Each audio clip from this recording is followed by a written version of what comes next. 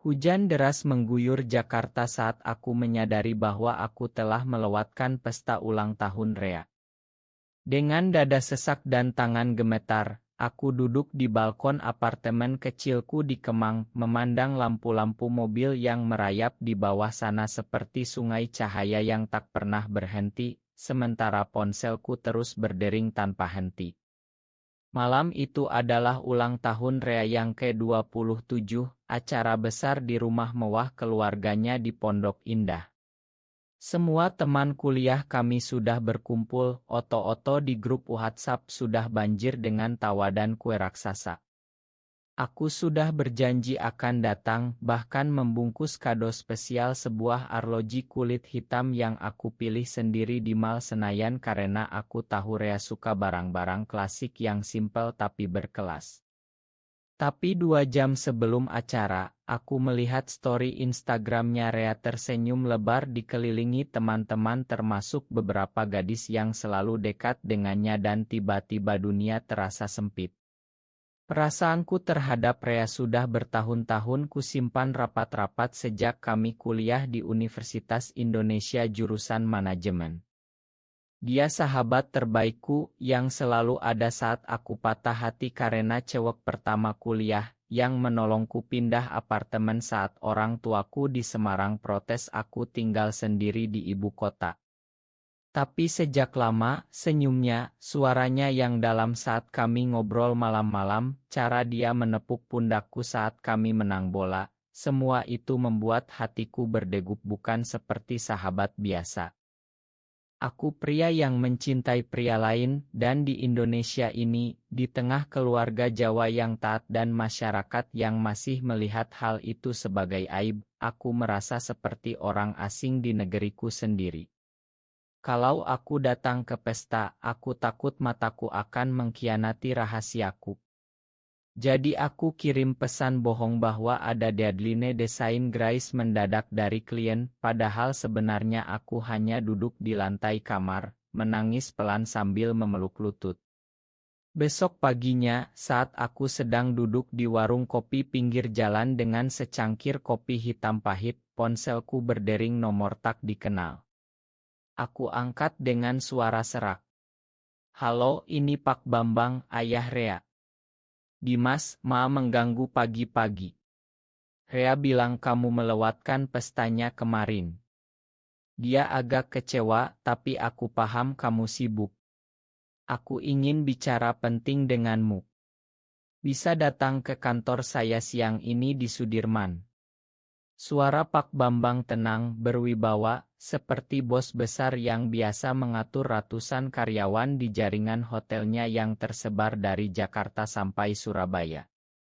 Aku terkejut setengah mati. Kenapa ayah Rea menghubungiku langsung? Aku bukan siapa-siapa, hanya sahabat anaknya yang biasa mampir main PlayStation. Tapi aku jawab ya, karena takut menolak. Siang itu aku naik ojek online melewati kemacetan Sudirman, jantungku berdegup kencang. Gedung kantor Pak Bambang tinggi mengkilap, lobi marmer dingin, sekretaris cantik mengantar aku ke lantai 18. Ruangan Pak Bambang luas, dinding kaca memamerkan pemandangan kota yang sibuk, meja kerjanya dari kayu jati asli. Beliau duduk di kursi kulit hitam, mengenakan kemeja batik lengan pendek, rambutnya sudah mulai memutih tapi posturnya masih tegap. Duduklah, Dimas. Teh atau kopi, tanyanya ramah. Aku duduk, tanganku dingin. Pak Bambang langsung ke inti. Aku tahu kamu dan Rea sahabat dekat sejak kuliah. Rea sekarang sudah lulus, tapi dia masih seperti anak kecil, suka main-main, belum siap ambil alih bisnis keluarga. Aku sedang ekspansi hotel baru di Ubud, Bali. Proyek besar, butuh orang yang bisa dipercaya untuk bantu Rea mengelola di lapangan. Aku tawarkan kamu posisi asisten khusus Rea, gaji 30 juta sebulan, plus tunjangan rumah dan mobil di Bali. Kalian akan tinggal bersama di ILA proyek selama minimal 1 tahun. Kamu desainer Grace kan? Bisa bantu desain marketing juga. Bagaimana? Aku terpaku. Tawaran ini gila. Gaji segitu lebih dari 3 kali lipat penghasilanku sebagai relancer. Tapi tinggal bersama Rea. Setiap hari melihatnya, mendengar suaranya, berbagi ruang. Itu mimpi sekaligus mimpi buruk. Pak, saya tidak tahu harus bilang apa. Rea tahu soal ini, tanyaku pelan.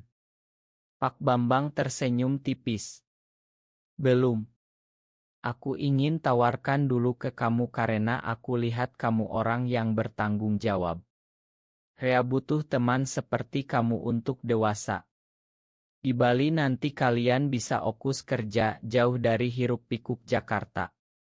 Pikirkan baik-baik, Dimas. Besok sore aku butuh jawaban.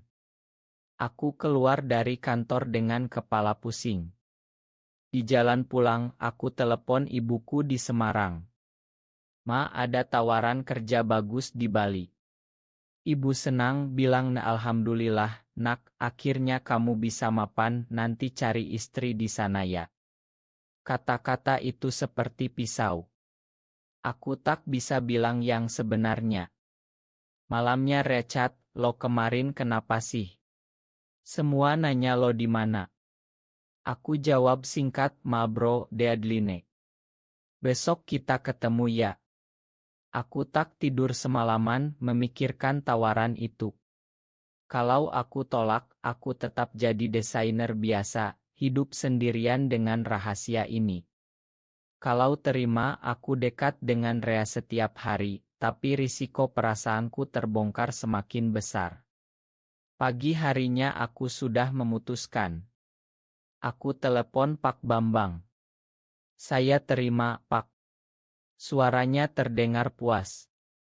Bagus. Besok lusa kita terbang ke Bali. Rea sudah aku bilang, dia senang. Saat itu aku tak tahu bahwa keputusan ini akan mengubah segalanya, akan membuka luka lama, akan memaksa aku menghadapi siapa aku sebenarnya di tengah dunia yang tak selalu menerima. Pesawat mendarat di Bandara Ngurah Rai Bali pagi itu dengan matahari terik menyambut. Aku turun dengan tas ransel dan koper kecil, jantung berdegup melihat Rea sudah menunggu di luar terminal dengan mobil SUV hitam mewah milik keluarganya. Dia memakai kaos polo putih dan celana pendek, rambutnya acak-acakan seperti baru bangun, tapi senyumnya tetap sama seperti dulu di kampus. Dimas. Akhirnya lo datang juga, bro, katanya sambil memelukku erat, aroma parumnya yang segar langsung membuatku lemas. Aku balas peluk, berusaha biasa saja. Ma, soal pesta ya, Re. Deadline gila. Rea tertawa, udahlah, yang penting sekarang kita bareng lagi. Ayah gue bilang lo bakal bantu gue ngurus resort baru di Ubud. Keren banget, gue udah nggak sabar. Kami naik mobil, sopir mengemudi melewati jalan berkelok menuju Ubud. Sawah hijau mengkilap, pohon-pohon kelapa bergoyang, udara segar berbeda jauh dengan polusi Jakarta. Ila proyek berada di pinggir sungai kecil, desain modern tapi tetap nuansa Bali dengan atap jerami dan kolam renang infinity. Kamar kami bersebelahan, masing-masing dengan balkon menghadap sawah. Pak Bambang sudah atur semuanya, termasuk 2 motor scooter untuk kami keliling proyek. Hari pertama kami langsung kerja. Rea tunjukkan blueprint resort, ini bakal ada 20 ila, spa, dan restoran organik. Lo bantu desain logo dan website ya, Dim. Aku mengangguk, duduk di meja kerja bersama, bahu kami hampir bersentuhan. Malam harinya kami makan malam di teras, nasi ayam betutu dan lawar yang diantar dari warung dekat. Rea buka bir dingin, gue senang lo di sini, Dim. Di Jakarta gue merasa sendirian, banyak tekanan dari ayah soal masa depan. Aku dengar ceritanya, tentang bagaimana dia pernah pacaran dengan cewek tapi selalu merasa kosong, tentang mimpi-mimpinya yang tak selalu sesuai dengan harapan keluarga. Aku hampir bilang sesuatu, tapi ku tahan. Lo tahu kan, di Indonesia ini susah buat cowok kayak kita yang beda, katanya pelan. Kata beda itu membuatku waspada. Apakah dia curiga? Kami ngobrol sampai larut, tentang kuliah dulu, tentang teman-teman yang sudah menikah, tentang tekanan orang tua yang selalu tanya kapan nikah. Aku pulang ke kamar dengan hati berantakan. Setiap hari kerja bersama semakin dekat. Kami survei lokasi, meeting dengan kontraktor lokal, desain materi promosi. Rea sering ajak aku jalan ke pasar Ubud malam hari, beli oleh-oleh, duduk di kai sambil lihat orang lalu lalang. Suatu sore hujan deras, kami terjebak di warung kecil. Rea duduk dekat sekali, lutut kami bersentuhan. Dim, lo pernah ngerasa kayak ada yang kurang dalam hidup lo? Tanyanya tiba-tiba. Aku menelan ludah. Pernah, Re. Tapi gue belum tahu cara ngatasinya. Malam itu di Ila aku tak bisa tidur. Aku berdiri di balkon memandang bulan di atas sawah. Perasaanku semakin kuat, tapi aku takut. Kalau Rea tahu, dia bisa jijik, bisa bilang ke ayahnya, bisa hancurkan persahabatan ini. Pak Bambang telepon besok paginya, bagaimana proyeknya, Dimas? Rea bilang lo hebat. Aku jawab profesional, tapi dalam hati aku bertanya-tanya apakah ayahnya tahu sesuatu. Minggu-minggu berikutnya kami semakin kompak. Rea ajak aku snorkeling di Nusa Penida akhir pekan, kami tertawa saat ombak besar, oto bersama di pantai. Saat pulang di mobil, Rea pegang tanganku sebentar saat belok tajam. Makasih ya, Dim, lo bikin gue merasa nggak sendiri. Sentuhan itu seperti listrik. Aku tahu, tinggal di Bali ini adalah ujian terbesar buat rahasiaku. Tapi aku tak mau mundur. 887 kata. Pagi di Ubud selalu dimulai dengan suara burung dan aroma kopi luwak yang diseduh Rea di dapur Ila. Hari itu kami harus presentasikan desain baru ke tim marketing dari Jakarta ya Om. Aku duduk di meja panjang, Rea di sebelahku, bahu kami bersandar. Saat presentasi selesai dan klien puas, Rea tepuk pundakku keras. Kita berhasil, Dim. Malam ini kita rayain. Rayain bagaimana? Kami naik motor ke Kuta, makan sawod segar di pinggir pantai, kemudian duduk di pasir sambil lihat ombak malam. Angin sepoi, suara musik jauh dari Celub. Rea cerita lebih dalam, gue pernah suka sama cowok waktu SMA, tapi gue takut banget. Orang tua gue pasti nggak terima. Lo gimana, Dim? Pernah ngerasa gitu? Pertanyaan itu seperti bom. Aku diam lama, lalu jawab pelan, pernah, Re. Masih ngerasa. Udara terasa berat. Rea pandang aku lama, matanya di bawah cahaya bulan tampak lembut. Gue senang lo bilang jujur. Gue juga lagi bingung sama diri gue sendiri. Malam itu kami pulang dalam diam, tapi ada sesuatu yang berubah. Keesokan harinya kerja seperti biasa, tapi sentuhan kecil semakin sering. Saat kami bantu pekerja bangunan angkat kayu, tangan kami bersentuhan. Saat makan siang, Rea suapin aku lauk. Aku merasa bahagia yang belum pernah kurasakan. Tapi konflik batin semakin kuat. Telepon dari ibuku, Dim, kapan pulang? Ada tetangga yang punya anak perempuan baik, cocok buat kamu. Aku bohong lagi, masih sibuk proyek, Bu. Di Bali, ada saat kami ke pura lokal, Rea ajak meditasi. Di sana, di bawah pohon beringin besar, dia pegang tanganku erat. Dim, gue rasa gue suka sama lo. Lebih dari sahabat. Kata-kata itu membuat dunia berhenti. Aku balas, gue juga, Re. Sudah lama. Kami tak berciuman, hanya pelukan panjang di bawah pohon suci itu, air mata kami bercampur. Tapi kebahagiaan itu tak bertahan lama.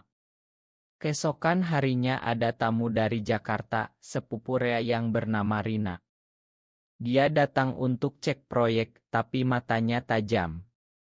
Kalian berdua kelihatan deket banget ya, katanya sambil tersenyum curiga. Malam itu Rea gelisah. Kalau keluarga tahu, Dim, gue takut.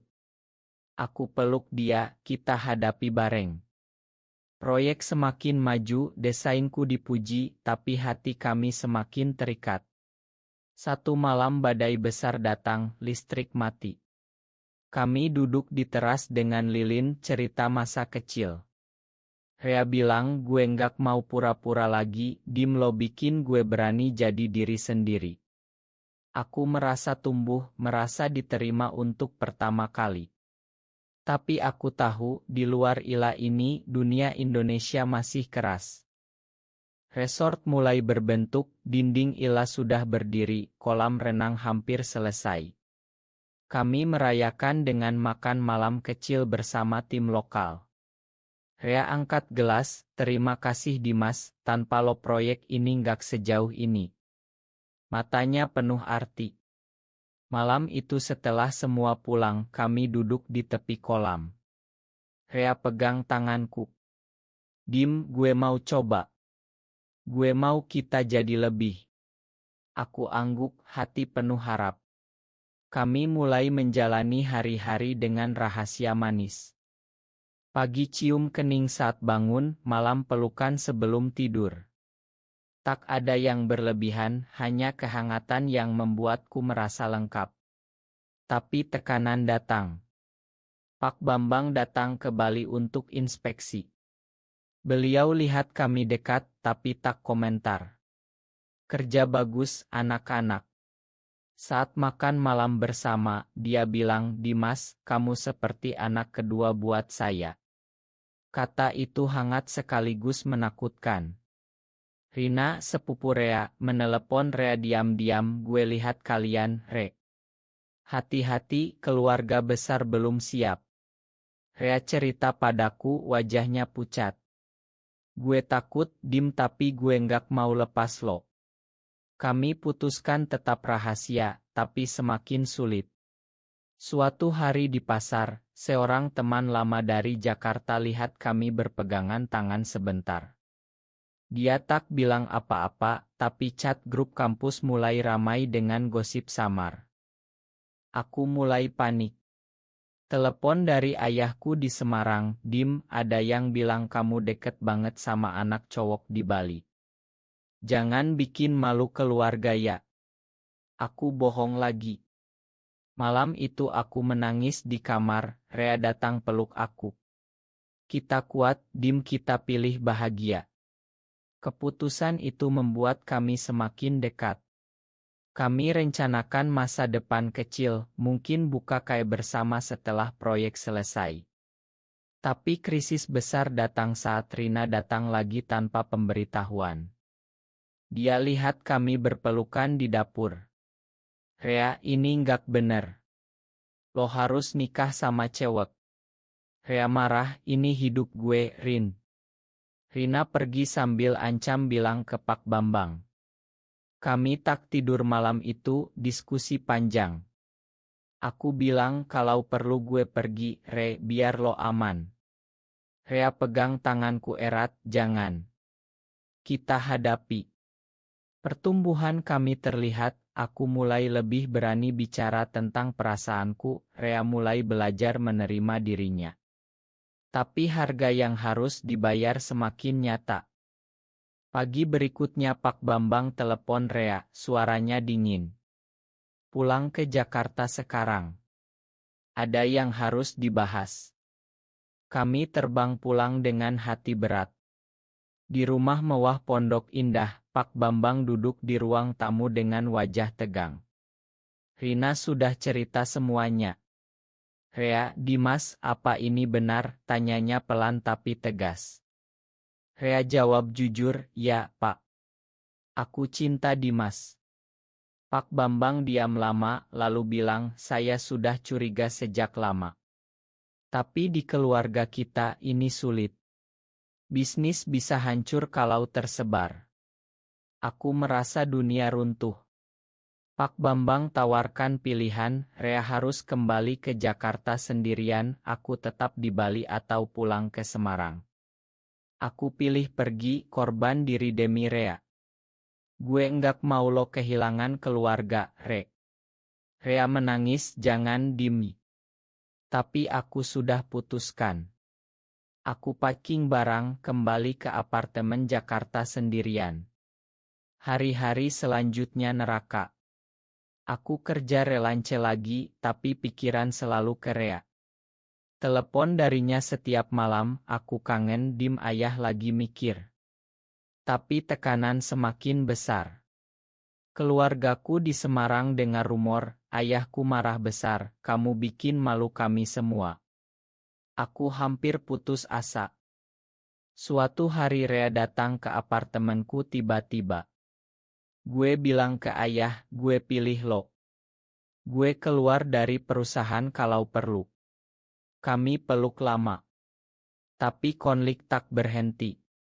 Ada pertemuan keluarga besar, kata-kata kasar, ancaman tak diakui. Aku lihat Rea berjuang, matanya lelah tapi tegar. Aku juga berubah, aku mulai terbuka ke teman dekat, dapat dukungan. Tapi pengkhianatan datang dari Rina yang sebarkan gosip di media sosial samar. Kami hadapi bersama, hapus akun, hadapi tatap muka. Pengorbanan terbesar adalah saat aku bilang ke orang tuaku langsung ya ideocal, Ma, Pa, aku suka cowok. Aku cinta Rea. Tangis ibuku, diam ayahku. Tapi itu langkah kebebasan. Rea datang ke Semarang bersamaku, hadapi orang tuaku. Perlahan mereka lihat kami tulus. Pak Bambang akhirnya lembut, kalau kalian bahagia dan tetap bertanggung jawab, saya terima. 6 bulan kemudian, resort di Ubud sudah buka resmi. Kami kembali ke Bali sebagai pasangan yang lebih kuat. Pak Bambang datang untuk grand opening, peluk kami berdua. Saya bangga sama kalian. Keluargaku juga datang, meski masih canggung, tapi ibuku peluk Rea, rawat anak saya baik-baik. Kami tinggal di ila yang sama, tapi sekarang terbuka. Kerja bersama, desain proyek baru, bangun hidup. Aku belajar menerima diriku sepenuhnya, tidak lagi sembunyi. Rea tumbuh jadi pemimpin yang bijak, tidak takut lagi. Kami punya teman-teman baru di komunitas yang mendukung, meski masih banyak tantangan di masyarakat luas. Suatu malam di balkon Ila, memandang sawah yang sama seperti dulu, Rea bilang, lewat pesta yang lo lewatin itu, segalanya berubah jadi yang terbaik. Aku tersenyum, pegang tangannya. Perjalanan ini penuh air mata, pengkhianatan, pengorbanan, tapi juga kebangkitan. Kami memilih cinta, memilih kejujuran, meski dunia belum sempurna. Sekarang saat melihat kami berjalan berdua di pantai, orang mungkin masih bisik-bisik, tapi kami tak peduli. Kami sudah dewasa, sudah menemukan rumah di satu sama lain. Apakah menurut kalian, pilihan Dimas dan Rea untuk tetap bersama meski melawan norma masyarakat Indonesia adalah keputusan yang salah, atau justru benar untuk kebahagiaan mereka sendiri? Benar atau salah?